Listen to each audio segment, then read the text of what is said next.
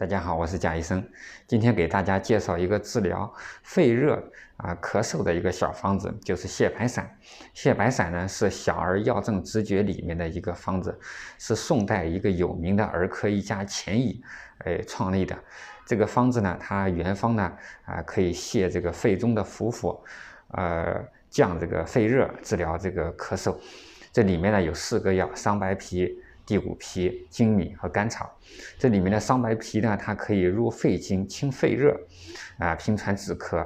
而且这个桑白皮这个药呢，它呢不温不燥，因为肺呢本身为焦脏，这个药呢就很适合。地骨皮呢，它可以养阴清肺热；甘草、粳米它可以帮助这个扶助胃气。这整个方子呢，就可以达到一个清肺中伏火清郁热，还有止咳平喘的一个作用。这个方子的名字呢起的也很有特点。白的话，它中医上认为呢，它实际上就可以对应这个肺。泻白的话，它实际上就是泻肺，泻肺中的这个火热。在临床上呢，这个方子呢，它可以治疗小儿肺热咳喘呢，这个效果很好。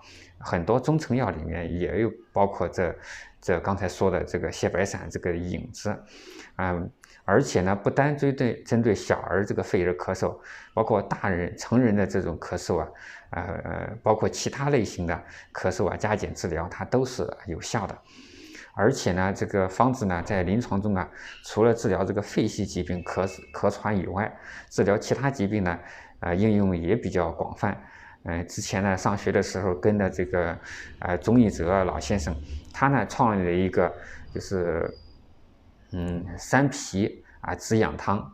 它其中的2个皮呢，就桑白皮跟地骨皮呢，取的实际上就是泻白散的这个方子，再加了一个丹皮。